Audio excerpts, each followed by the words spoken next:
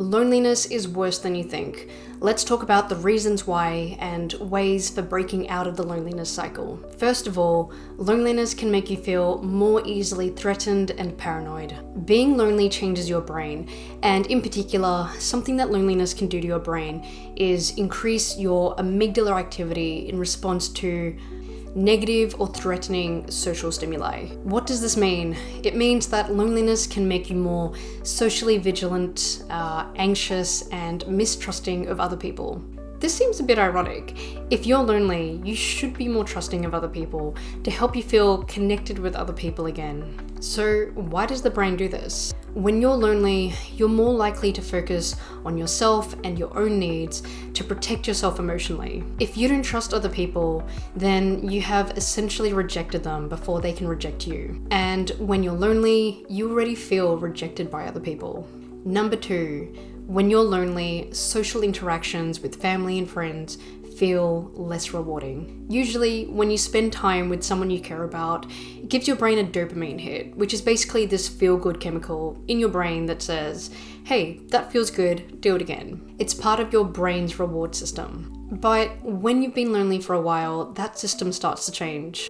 Basically, your brain doesn't release as much dopamine during social interactions. So even if you're spending time with family or friends, it might not feel as warm or fulfilling as it used to. It's kind of like your social appetite is still there, but the taste of interaction just isn't as satisfying. And this lack of reward can make you withdraw even more and unintentionally deepen your loneliness. 3. Being lonely increases your risk for neurodegeneration. Chronic loneliness is associated with a higher risk for cognitive decline, memory problems, and even Alzheimer's disease. Why? Because loneliness can trigger chronic stress, which increases your levels of cortisol. Cortisol being your body's stress hormone. Over time, high levels of cortisol can damage brain areas such as the hippocampus, which is a part of the brain that is essential for learning and memory. On top of that, chronic loneliness is linked to inflammation in the brain, reduced neuroplasticity, and lower neurogenesis. This basically means that your brain is less able to adapt and form new neural connections. In one well-known study, researchers at Rush University Medical Center followed older adults for several years and found that those older adults who reported feeling more lonely were more than twice as likely to develop Alzheimer's disease, even after controlling for how socially active these older adults were. And that's really interesting to think about. In theory, you can have lots of social interaction and still feel lonely, because when it comes to protecting you from loneliness, it's more so about the quality of your social interactions rather than the quantity. But I'll come back to that later on in this video. Number 4, loneliness can make you appear more narcissistic. So I've heard a lot of people say that we seem to be getting more narcissistic as a society over time. But interestingly, research has shown that we're not getting more narcissistic. What is happening instead is that we're actually getting lonelier.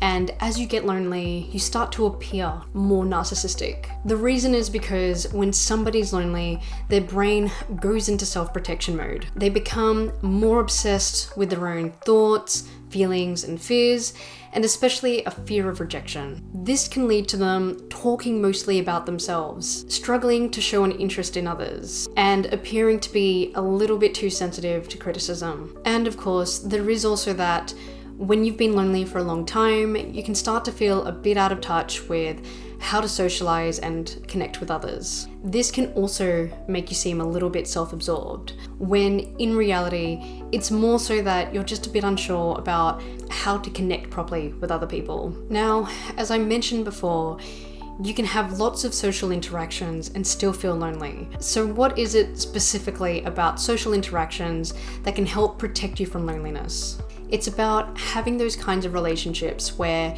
you feel like you can be yourself and you can share vulnerabilities with that person without feeling like they're judging you. And on top of that, the two of you understand each other's goals, experiences, and values. So how do you break out of the loneliness cycle? First of all, pay attention to negative thoughts, such as, they probably won't even like me anyway.